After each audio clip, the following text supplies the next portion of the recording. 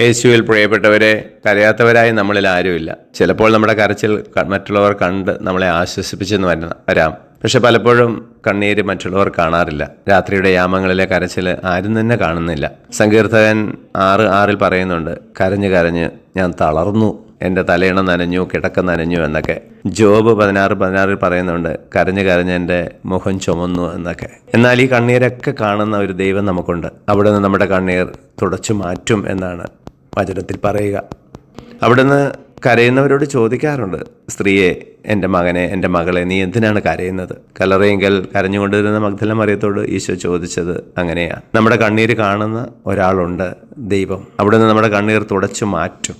ആ ഒരു ധൈര്യമാണ് നമുക്ക് വേണ്ടത്. ആരും എന്നെ കാണുന്നില്ല, അറിയുന്നില്ല എന്ന് ചിന്തിച്ച് നിരാശയിൽ വിഷമിക്കാതെ കർത്താവിൽ ആശ്രയിക്കുവാൻ നമുക്ക് എപ്പോഴും സാധിക്കട്ടെ.